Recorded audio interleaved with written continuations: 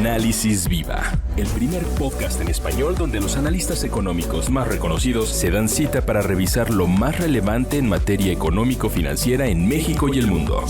Análisis Viva. ¿Qué tal? Bienvenidas, bienvenidos. Mi nombre es Salvador Leal, director de comunicación de la Bolsa Institucional de Valores, y les doy la bienvenida al podcast semanal Análisis Viva, un espacio que hemos construido de la mano de los especialistas más relevantes del sector económico y financiero durante los últimos 4 años. No olviden seguirnos en todas nuestras redes sociales para mantenerse enterados de lo más importante de los mercados en nuestro país. El día de hoy le damos la bienvenida a nuestro invitado, él es Enrique Covarrubias, Chief Economist de Actinver y uno de los economistas más influyentes de México en 2023 para la revista Forbes. Enrique, muchas gracias por estar con nosotros en Análisis Viva. Al contrario, Salvador, es un gustazo poder estar aquí. Enrique, si te parece bien, comencemos con la nota de 8, la más relevante para quienes estamos siendo testigos, ¿no? de temas económicos y financieros. La decisión en materia de política económica por parte de Banco de México, enmarcado en la lucha con la inflación que tenemos en nuestro país, desde luego en el resto del mundo, pero muy particularmente pues, por Banco de México ahora esta semana. Déjame comenzar por lo último que comentaste, en todo el mundo, y eso es algo muy cierto. Llevamos ya varios años de problemas inflacionarios que han sido bastante serios literalmente a nivel global y han sido principalmente ocasionados por los efectos pospandémicos. Un efecto que implicó que las principales empresas del mundo no podían producir ni a la misma velocidad ni con la misma eficiencia. Y por si fuera poco, el año pasado tuvimos no uno, sino 2 golpes muy fuertes a la inflación. Uno de ellos que todo el mundo conoce, este problema, este conflicto armado que hubo en Ucrania y Rusia. Y el segundo efecto, el que haya regresado el COVID a China el año pasado. Parece como si la pandemia hubiera sido hace ya muchísimo tiempo, pero no, todavía el año pasado tuvimos 2 episodios en el cual la economía china tuvo que ser clausurada. Muchos de los componentes que se hacen en China, que prácticamente cualquier producto del mundo tiene algún componente de ese país, se vieron afectados. Y durante este año, el 2023, lo que hemos estado viendo ha sido que la inflación ha comenzado a ceder a nivel global. Y por lo tanto los bancos centrales del mundo pues, han tenido que buscar alguna manera de hacer una política monetaria que sí controle la inflación, pero que no vayan a errar de que vaya a ser demasiado agresivo lo que están haciendo y que le vaya a pegar a la economía. Entonces, hoy Banco de México toma una decisión de política monetaria que es la segunda consecutiva en la cual no incrementa la tasa de referencia, pero no la incrementa en un nivel extraordinariamente elevado, está en 11.25% esta tasa. Es una tasa que desde que existe la tasa de referencia está en los niveles más elevados de su historia y que comienza a ver Banco de México que ya está permeando los efectos de este tipo de política monetaria en la inflación y posiblemente en la economía.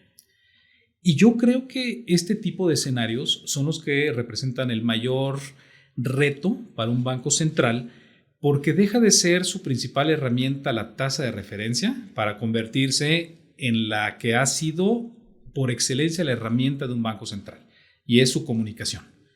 Es una comunicación que no puede mandar una señal de que la inflación está completamente controlada, que todo el mundo piense que vienen cortes de tasa en el corto plazo, pero tampoco puede ser una comunicación en la cual sienta el mercado que persisten problemas inflacionarios. Tiene que ser muy cautelosa esta comunicación. Otros bancos centrales del mundo, sobre todo en estas últimas semanas, no han tenido la dinámica inflacionaria que hemos estado viendo en México. Vimos nada más en las últimas 2 semanas a Estados Unidos mostrar ciertas señales de preocupación. Lo vimos por parte de los bancos centrales de Canadá, del Reino Unido, de países escandinavos, de Suiza también, donde han regresado algunos pequeños nervios de inflación. Nada que vaya a cambiar la tendencia que hemos visto sobre todo en los últimos meses, en el último año, pero sí un tipo de señal de que todavía hay que tener cautela y que no podemos simplemente decir que ya se terminó este tema. Oye, justamente creo que es bien importante lo que comentas, porque Banco de México, que va con estos pies de plomo, que de repente juega el juego de un poquito sí, pero no tanto, porque no vaya a ser la de malas que vaya yo a pagar demasiado la economía, se ve llevado a un espacio, no digo que fuera de su área de confort, pero en donde ya no es un trabajo de machete, sino de bisturí, ¿no? Un bisturí de palabras, de frases, de señales, un poquito más preciso, quizás, por así llamarlo. Ahora, ¿cómo estás viendo tú que afecta ya, si no la inflación, la parte de crecimiento? ¿Crees que hay estas señales de que nos peguemos más hacia un vórtice de Estados Unidos llevado, que pareciera ir, o por lo menos, si no de puntitas, pero cuidadosamente hacia una recesión? O a lo mejor separarnos, ¿no?, curiosamente, de nuestro vecino del norte y pasar los siguientes meses de una forma un poquito más fortalecidos. Yo sé que suena muy, muy choteado, pero hay varios Méxicos en uno. Y en este 2023 me parece que se ha vuelto todavía más evidente que nunca. Porque por un lado tenemos un México que tiene, en algunos casos, casi 3 décadas, que ha tenido un énfasis no necesariamente de exportación, sino de producción internacional. Son estados principalmente la frontera norte y este corredor NAFTA, por llamarlo de alguna manera, que comienza en Puebla, el Bajío y exporta principalmente hacia Texas. Son estados del país que están teniendo un momento único de inversión. Y no solamente un momento único de inversión, sino tal vez un momento único de optimismo. Hemos estado viendo a todo el mundo voltear a ver a estos estados como un lugar natural para hacer inversiones de logística en este momento, planeación de inversiones de manufactura que van a llegar en algunos meses o en algunos años. Y no solamente es la inversión tradicional a la cual estamos acostumbrados de empresas americanas que buscan posicionarse en México, sino también la llegada de mucha inversión de otras regiones del mundo. De pronto aparecieron inversiones de China, de Corea del Sur, de Japón, de muchos otros lugares. Y estas son regiones del país que están creciendo en términos de Producto Interno Bruto, pero también están creciendo en términos de productividad, de eficiencia. Es un mercado laboral que es bastante rico y de hecho es un lugar en el cual incluso les cuesta trabajo encontrar trabajadores altamente capacitados para este tipo de industria que se está haciendo cada vez más sofisticado. Pero no todo México es así. Hay otros Méxicos en este mismo país, incluso en los mismos estados hay una heterogeneidad. Y hay, por ejemplo, otros lugares del país cuya economía depende de remesas. Hay, por ejemplo, 5 estados de México en el que las remesas representan más del 20% de su economía. Estos son Zacatecas y los 4 estados del Pacífico Sur, entre Chiapas y Michoacán, esos 4. Y estos 5 estados son estados que claramente tienen remesas por un problema histórico, que se ha ido gente, que se han ido trabajadores y que tienen de cierta manera un mecanismo contracíclico, esta de las remesas que les permite desarrollar consumo. Y también existen otros estados que en este momento están creciendo principalmente por una estrategia de la administración pública. Son estados que están recibiendo inversión pública para construir el Tren Maya o la refinería de Dos Bocas, este tipo de proyectos, y cada uno de ellos tiene por lo tanto una dinámica distinta hacia adelante. Aquellas regiones que están más integradas a Estados Unidos, yo hace un año tenía cierta preocupación, porque la economía de Estados Unidos parecía que se iba a desacelerar. La duda en ese momento era si iba a ser un hard landing o un soft landing, ¿no? Eso quiere decir qué tan rápido iba a caer la economía, pero no era una pregunta de si iba a caer, nada más era la velocidad. Y afortunadamente la economía de Estados Unidos lo que está mostrando es que tiene una fortaleza que es la envidia de todas las economías del mundo desarrolladas en vías de desarrollo.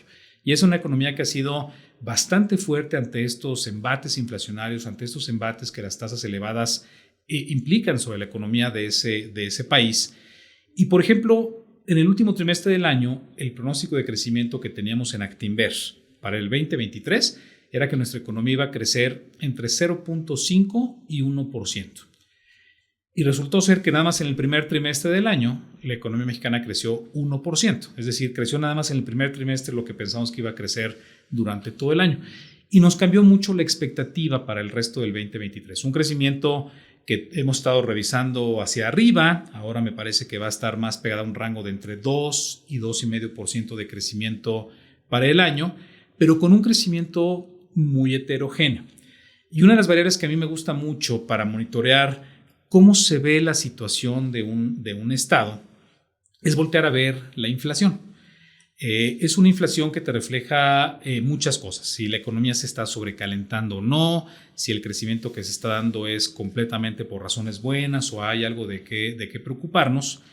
Y en esta primera mitad del 2023 estamos viendo el mayor momento de heterogeneidad de inflación estatal desde que el INEGI publica datos de inflación estatal. Tenemos unos estados del norte que no solamente están creciendo económicamente, sino, como mencionaba, creciendo también en productividad, pero también son estados que tienen la cercanía con Estados Unidos, que les permite a muchas de las personas que viven en esa parte del país cruzarse al otro lado con un peso mexicano que es bastante sólido y les ha permitido tener incluso la posibilidad de importar productos con una inflación que está cediendo en Estados Unidos y todavía más rápido visto en pesos. Entonces son regiones del país que tienen una inflación baja, en algunos lugares ya incluso está debajo del 5% la inflación, con una expectativa de que cierre incluso abajo del 4% algunos de estos estados. Pero en el sur y el sureste de México es donde se están ubicando los lugares de mayor inflación en este momento. También hay varios estados que tienen inflaciones por arriba del 7% y son lugares donde podría haber algunas señales de sobrecalentamiento. No me preocupa en este momento que la economía vaya a crecer de más. Ese siempre es un problema que es mejor tener ese que el opuesto. Pero no deja de llamarme la atención que si en un estado solamente se crece a través del consumo, para que este crecimiento sea sostenible, tiene que venir acompañado de inversión que sea altamente productiva. Y en particular estos estados de remesas es donde se nota más la oportunidad de que más inversión que llegue en los siguientes años se convierta en un crecimiento más sostenido. Oye, justamente hablas de este juego que se está dando en estos estados fronterizos, pero creo que valdría la pena también, antes de que nos despidamos de este podcast, platicar un poquito acerca del tipo de cambio, ¿no? Creo que ha roto muchas de las expectativas que se tenían, así como tú dices, al principio del año se creía que íbamos a crecer de cierta manera o a cierto ritmo y afortunadamente no ha sido así. Y también, si le hubieras preguntado a cualquier analista, oye, ¿cómo crees que cierre el año en términos del tipo de cambio? En ese momento a lo mejor te hubiera dicho, no, bueno, pues igual, entre 19.6, 20, no sé qué. ¿Cómo estás viendo este efecto? ¿Lo estás viendo más de una manera más duradera? ¿Crees que sea algo que en algún momento tendrá que regresar a los niveles altos? Si algo hemos escuchado en este espacio es que tampoco es tan bueno, ¿no?, tener un tipo de cambio tan bajo. No sé cómo sea tu visión, Enrique. Ese tipo de cambio que no deja de sorprendernos. Ahorita a 17 pesos por dólar, ahora sí parece que está cerca de un piso, pero lo parecía a los 18 y a los 19 y a los 20 y no para de sorprendernos el tipo de cambio. Es por razones buenas que este tipo de cambio tiene esta fortaleza. Como cualquier otro activo financiero, el precio de nuestra moneda lo determina la oferta y la demanda en este caso la divisa, que a su vez refleja la oferta y demanda por activos mexicanos en general, activos tanto financieros como activos reales. Hay varios aspectos de esta demanda de pesos que yo creo que es importante tener en consideración. Uno de ellos son las remesas. Las remesas finalmente llegaron en una ventana de 12 meses a 60,000 millones de dólares en solamente un año. Y es un número que no debe dejar de sorprendernos. Es el equivalente a una planta completa de Tesla cada mes. De esa es la magnitud de las remesas que llegan a nuestro país. Y son dólares que se transforman a pesos y pesos que se transforman en consumo. Y eso explica una parte relevante de cómo está el peso mexicano en este momento. Otra de ellas es lo que está haciendo Banco de México en este momento. No es que Banco de México está haciendo algo distinto en general a los bancos centrales, sobre todo a bancos centrales de América Latina, de buscar controlar la inflación, pero no deja de ser una tasa arriba del 11%, una inversión que es muy atractiva para flujos locales, pero sobre todo para flujos globales, que han hecho que haya un traslado de divisas hacia nuestro país aprovechando este tipo de tasas. Pero también es toda la llegada de recursos hacia nuestro país asociados a la integración que tenemos con Estados Unidos. Ya todo el mundo sabe lo que es el nearshoring, esta idea de inversión que llega hasta nuestro país, pero no es la única muestra de integración que tenemos con la economía de Estados Unidos. Yo agregaría dos fuerzas muy importantes. Las dos tienen que ver con turismo, pero turismo muy distinto. Uno es el turismo más tradicional, el turismo de playa, un turismo que puede llegar a valer $20 mil millones. Y hay otro tipo de turismo que es más difícil de cuantificar, pero que es el turismo de los americanos que viven cerca de su frontera con nuestro país y que encuentran en México una opción de consumo adicional a la que tienen en su país. Entonces, ¿cuántos americanos no hay que se cruzan la frontera a México y de este lado del país buscan servicios médicos, van al supermercado, van a llenar el tanque de gasolina? Y aunque es difícil de cuantificar ese tipo de turismo, no me sorprendería que fuera de una magnitud similar a la del turismo vacacional, por llamarlo de alguna manera. Y por si fuera poco, las exportaciones, sobre todo las exportaciones manufactureras que siguen en un momento bastante adecuado para nuestro país y que la balanza no petrolera es superavitaria para México, todo en su conjunto habla de un tipo de cambio que es muy fuerte en este momento. ¿Qué puede mover el tipo de cambio en los siguientes meses, sobre todo en la segunda mitad de este año? Yo creo que el primero es que en Estados Unidos sí existe la posibilidad de que la tasa de referencia se incremente todavía una vez más. Está buscando Jerome Powell comunicarle al mercado que deberíamos estar anticipando 2 veces. Creo que es más probable que sea 0 o 1, pero incluso en expectativa de que la tasa en Estados Unidos se va a mantener elevada durante más tiempo, tiene que tener algún tipo de señal positiva para el dólar y en contra para otros activos, incluyendo el peso mexicano. Viene también un reto asociado al nearshoring, porque la inversión llegó, pero los insumos para que esa inversión se convierta rápidamente en crecimiento económico se tiene que dar. Y hay dificultades para conseguir agua, hay dificultades para conseguir mano de obra calificada, energía. Hay muchos aspectos que tienen que materializarse en el corto plazo para que a su vez esta inversión se materialice genuinamente en un crecimiento de esas regiones y a su vez que llegue más inversión. Pero todo ello habla de un tipo de cambio que no creo que esté muy lejos el piso de este peso mexicano. En Actinver tenemos un pronóstico de cierre de año de 18 pesos con 20 centavos. Implica una depreciación más normal. Típicamente el peso se deprecia alrededor de entre un 3 y 5 o 6% al año. Ese es un rango normal. Entonces en la segunda mitad pensamos una depreciación más normal. Pero me ha sorprendido y nos ha sorprendido el tipo de cambio por ya tantos meses que es muy difícil en ese momento dar un pronóstico de corto plazo. Enrique, te agradecemos mucho que nos hayas visitado, que nos hayas dado este análisis y estoy seguro de que nos vas más a futuro a seguir acompañando en este caminito que deja tú que nos lleve obviamente al final del año, pero que está dándose un cierre de ciclo, un cierre de administración. Históricamente ha habido crecimiento económico en los últimos años de todas las administraciones. Históricamente también ha habido un decrecimiento en los primeros de las siguientes, ¿no? Entonces no deja de ser un momento interesante para tener un punto de vista como el tuyo y más que además deja no solo de ser un punto de vista, sino una visión, un análisis meditado, pensado, profundizado, que nos permite pues tomar decisiones y ver hacia dónde vamos. Muchas gracias, Enrique, por estar con nosotros. Al contrario, muchas gracias a ti y a Todo Viva por este podcast.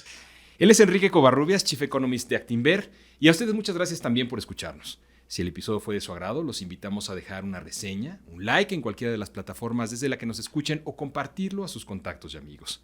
Si están viendo este podcast a través de YouTube, no olviden suscribirse a nuestro canal para recibir notificaciones de las próximas publicaciones. La producción de este podcast estuvo a cargo de Rogelio Unzueta. Agradecemos a nuestro ingeniero en audio y video, Héctor García. Los acompañó Salvador Leal y esto fue Análisis Viva.